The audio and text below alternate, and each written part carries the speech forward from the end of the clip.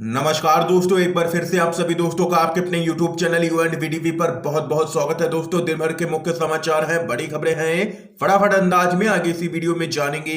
ये वो खबरें हैं जो गोदी मीडिया आप तक नहीं पहुंचाता है।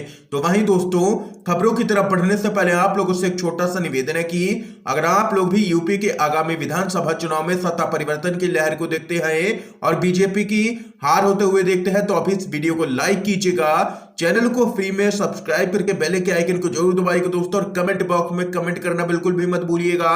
जय हिंद, जय भारत। दरअसल दोस्तों, पहली बड़ी अपडेट आप लोगों को बताते चले।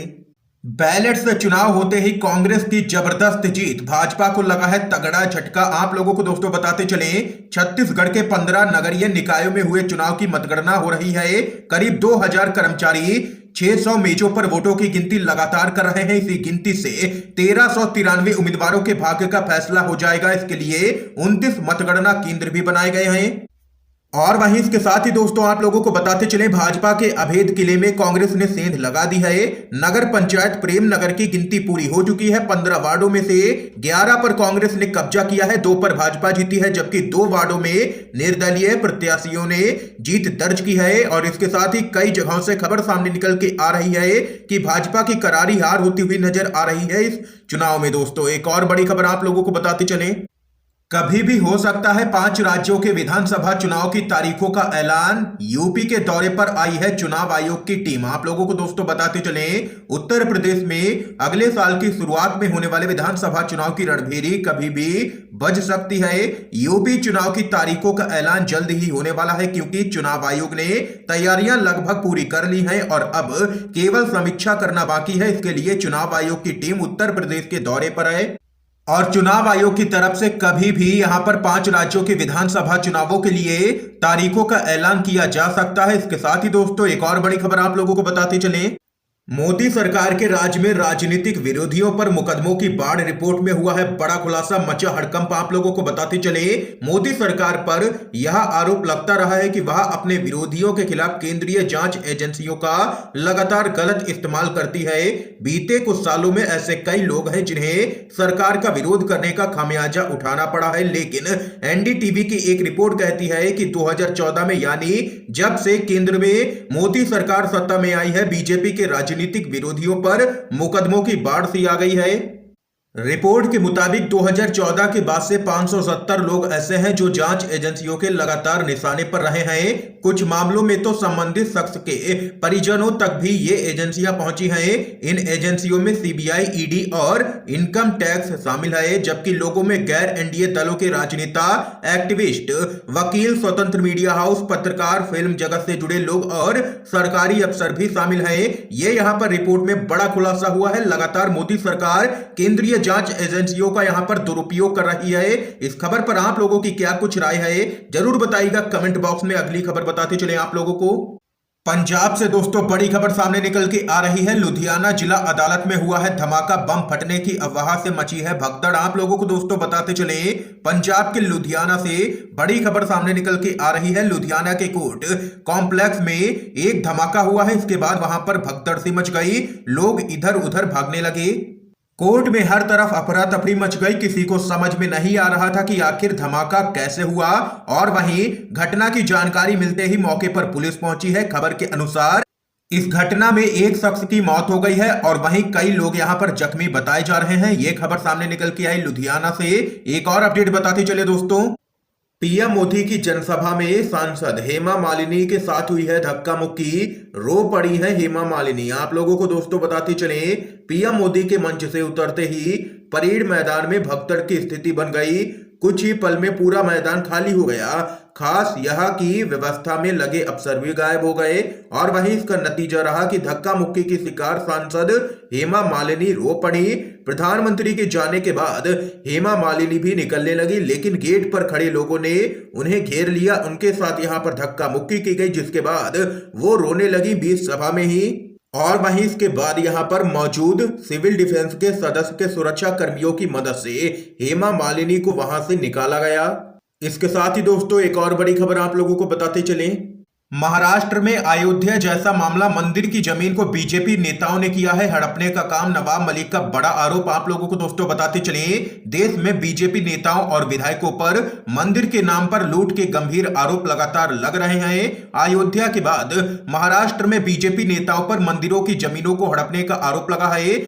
एनसीपी के नेता और महाराष्ट्र सरकार में मंत्री नवाब मलिक ने कहा है कि देश में बीजेपी राम के नाम पर लूट कर रही है। उन्होंने आगे कहा है कि राम के नाम पर वोट मांगना, चंदा जमा करना और महाराष्ट्र में जो जमीन मंदिरों की है उसे हड़पने का काम बीजेपी के नेताओं ने किया है। अयोध्या में भी इसी तरह का मामला आया है। उन्होंने कहा है कि बीजेपी का राम नाम की लूट का खेल जनता के सामने आ रहा है। ये यहां पर दोस्तों कहना है नवाब मलिक का, और बीजेपी के नेताओं को ले लिया है निशाने पर और लगाया है जमीन हड़पने का आरोप। एक और बड़ी खबर आप लोगों को बताते चलें। मोदी सरकार के मुनाफों के दावों के बावजूद भारतीय रेल घाटे में इतिहास में पहली बार 26,000 करोड़ रुपए का हुआ है बड़ा घाटा। आप लोगों को दोस्तों बताते चलें, केंद्र सरकार के द्वारा मुनाफों के दावों के बावजूद भारतीय रेल घाटे से जूझ रही है। आप लोगों को बताते चलें, सीएजी की रिपोर्ट के अनुसार रेलवे को 26,338 करोड़ रुपए का पिछले एक साल में घाटा हुआ है। माना जा रहा है कि रेलवे को इतिहास में पहली बार इतना घाटा हुआ है। रेलवे की माने तो मंत्रालय के अनुसार 1589 करोड़ रुपए का नेट सरप्लस दिखाया गया था, जो कि यहां पर सीएजी की रिपोर्ट के अनुसार गलत साबित हुआ है। सीएजी ने रेलवे वित्त प्रतिवेदन पेश किया था। प्रतिवेदन के 3 अध्यायों में इसे 26,000 करोड़ रुपए के घाटे के रूप में बताया गया है। और वहीं सामान्य तौर पर इसे ऐसे समझा जा सकता है कि साल 2019-20 में 100 रुपए कमाने के लिए रेलवे ने 114 रुपए के करीब यहां पर खर्च किए। देख सकते हैं कि कैसे मोदी सरकार के राज में रेलवे पूरी तरीके से घाटे में चल रही है और सीएजी की रिपोर्ट में हुआ है खुलासा। इस खबर पर आप लोगों की क्या कुछ राय है जरूर बताइएगा कमेंट बॉक्स में। अगली अपडेट बताते चलें। एक बार फिर से अपनी ही पार्टी पर हमलावर हुए हैं बीजेपी के नेता वरुण गांधी। बोले, एमएसपी का मुद्दा मैं अकेले उठाता हूं, दूसरे सांसदों को टिकट कटने का डर है इसलिए नहीं बोलते हैं। आप लोगों को बताते चलें, बीजेपी के सांसद वरुण गांधी ने कहा है कि वह अकेले हैं जो गन्ने के लिए एमएसपी बढ़ाने का मुद्दा उठाते हैं, लेकिन अन्य सांसदों और विधायकों में इस बारे में बात करने की हिम्मत ही नहीं है।